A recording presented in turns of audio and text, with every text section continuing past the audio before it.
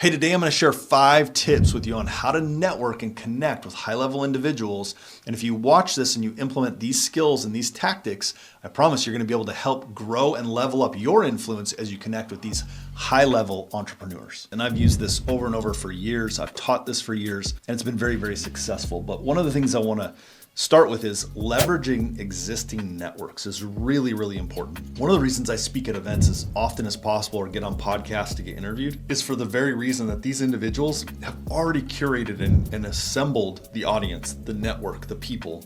And I can leverage that network and get my message out in front of them. Think about it. When I go speak at an event and I get on stage, and let's say there's 300 people in the room, that's now 300 new people that they had to do all the work to get in the room. But I can now get in front of them. So leveraging other networks allows me to now get on stage or get in front of them or go to an event and get in the room and connect with these individuals that are there. And so if I don't get out of my own space, if I don't leverage other communities and other networks, I'm never going to meet high-level individuals to network with. Step 1 is proximity. You've got to get in and leverage other networks and get where other people are, especially these high-level individuals. Right? I love what Russell Brunson taught. He taught you can either buy your way in or earn your way in. And sometimes I've done both. So in some cases, I've bought my way into a mastermind or an event, right? I love events to go to because it's a way for me to get out of my circle, get out from behind my desk, get to an event and meet the attendees, meet speakers. I always pay for VIP if I can to get to the front of the room or get access to the speakers and individuals, right? And so the first step is proximity. Get in the room where things happen. Get in the room where people are. And sometimes you have to buy your way into those rooms or buy your way into those circles. There's nothing wrong with that. I mean, high-level individuals, highly influential that can connect you with others, they pay to play. They pay to be in these networks and in these communities. And so it's perfectly okay to pay to be in these rooms. Now, you can earn your way in too, right? Now, how do you do that? Well, let's say I'm in a coaching program of somebody and I want to connect with other people. Then I'm going to earn my way. In fact, I'm doing that right now. I'm in a coaching group and I'm earning my way by demonstrating that I've implemented the things in that group. And so I'm becoming sort of a rising star, if you will, inside of this program. Well, guess what? I'm getting attention now.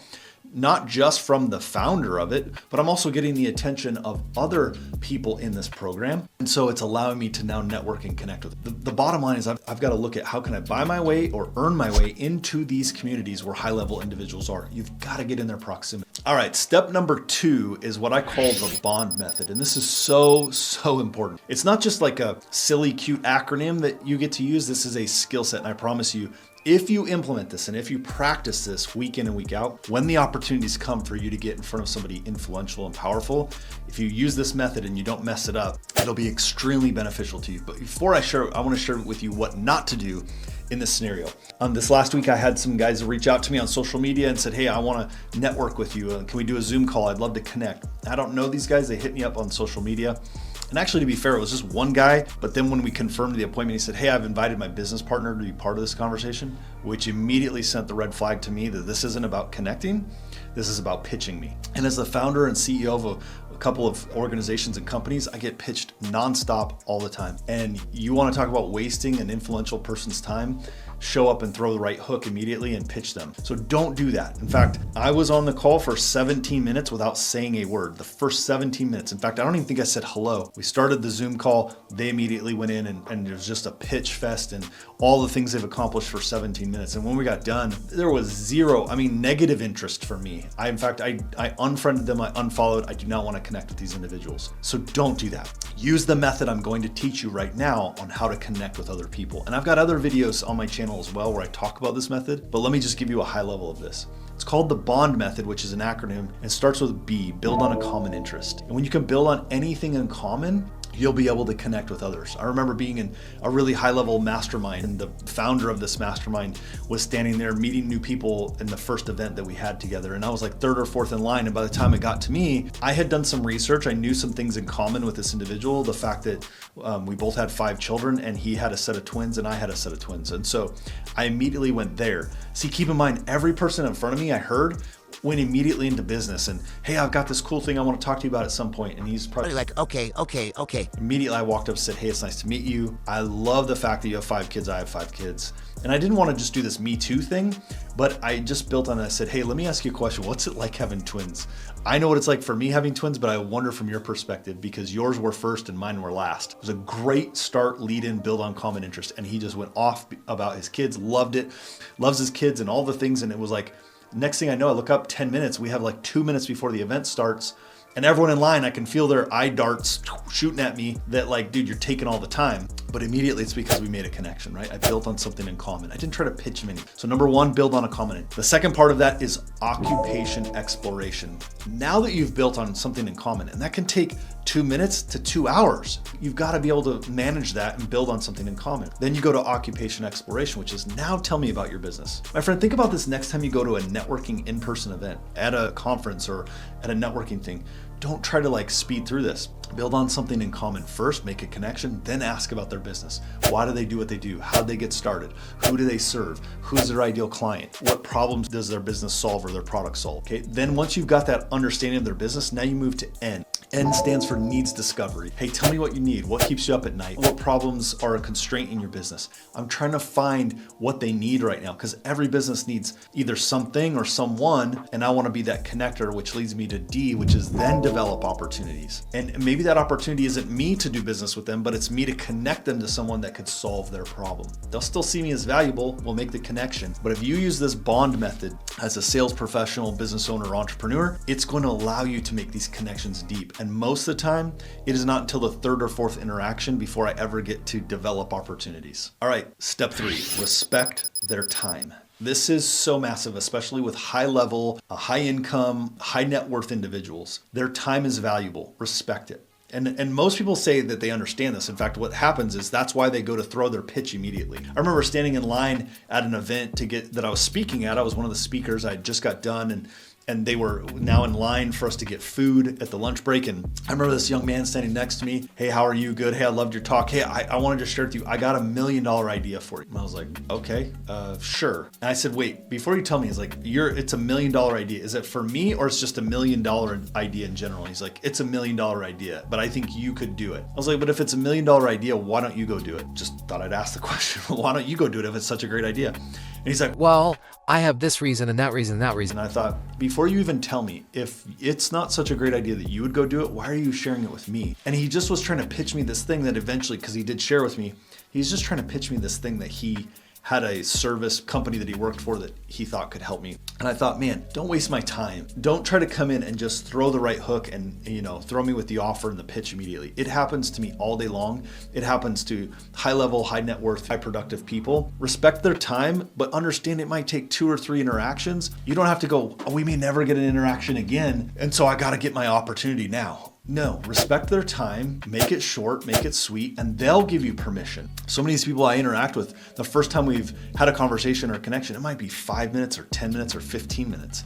And then I'm going to try to find a way to earn my way or buy my way into their proximity, as I talked about, so that I get those future opportunities. One of the best ways to do that is when you're chatting with people, say, hey, this is a great opportunity to connect. I'd love to learn more about how I could serve or help you or connect you with so-and-so based on what you said. What's the next best step from here? Or how could we connect again? Or based on what they said, here's a way I'm gonna show up in their world, right? I'm always listening for those types of things. Step 4, next time you network with somebody and you've made that initial connection and you're doing the bond and you're somewhere in that process of bond, you may not even be to develop opportunities yet. Could just be you just connected and you built on something in common and you maybe just learned about their business. This step alone has made me hundreds of thousands, if not millions of dollars by doing this step alone. That is, I'm either going to send them a thank you, like either via email or text, a note card if I can get their address. And sometimes I'll just say, hey, it's been great to connect with you. Promise I'm not going to spam you. I just have something in appreciation I'd like to share and send to you. What's the best address to do that? You'd be amazed that probably 80% of people will just give me an address. Now, sometimes it's not their home, it might be their office,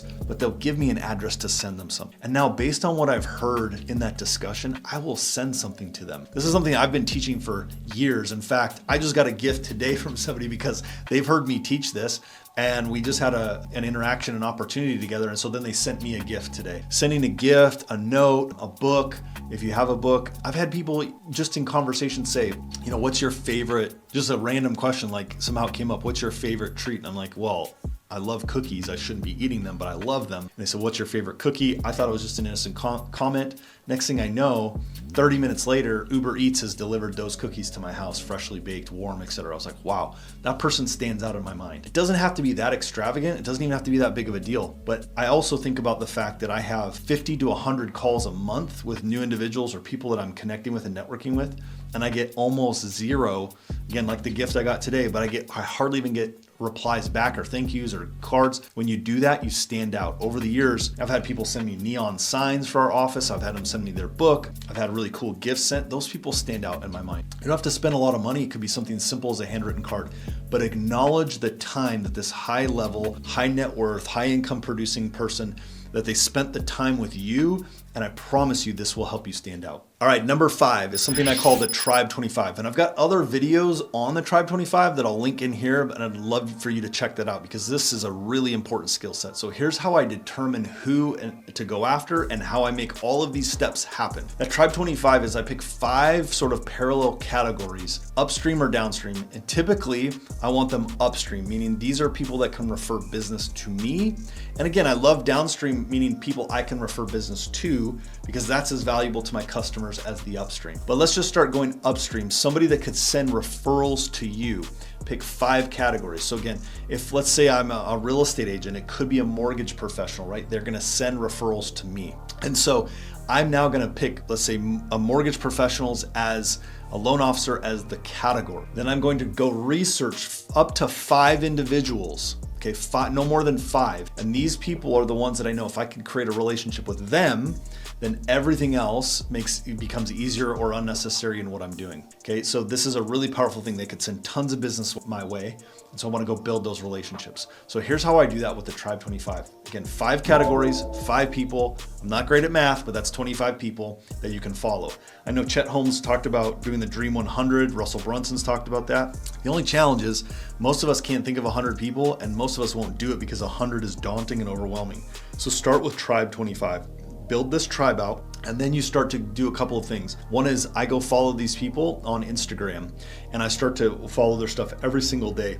And what's interesting is the algorithm now, when I get into Instagram, those are the first few people that show up on their stories. So I can start to understand what they're doing on a day in and day out basis. What I talked about previously, which is a way to earn your way into their life, is go in and make a comment. Go in and share, hey, congrats on this thing. Hey, nice job on this post. Oh, I love this. Make comments. Start to show up. It's such an easy thing. I see people doing it on my posts now all the time, and they become now familiar. Where they were unfamiliar before, they're now familiar. Why? Because they're making a comment on every single post. They're not trying to pitch me anything. They're not trying to set up an appointment. They're just commenting on every single post, adding value to it, which I love and I appreciate. And then we engage in conversation. So go follow them, find out what they're doing, what they're up to. There's been a number of times that I've done this and I've followed somebody and they'll post a thing like, hey, I'm headed to this event. And I'm like, oh my gosh, I'm going to that event. They're going to be there. Now I'm tuned into how can I get into their world? How can I make a connection with them while we're there? And I then follow the bond method, which I just taught you. So this is a great way to now focus your efforts. Now that you know the skill set, now who do I go focus on? Tribe 25 is the answer. Hey, so I hope you enjoyed these 5 steps to help you improve your network and connect with high-level individuals. Here's the thing, if you want to start to practice this, I have a great community called Master Networks. I'll put a link in the description where you can join and you can connect with others and use these skills to do exactly what I just taught you today. I teach thousands of entrepreneurs this day in and day out. And if there's anything I can do to help you in your business, go ahead and click the link below to apply to work with myself and our team.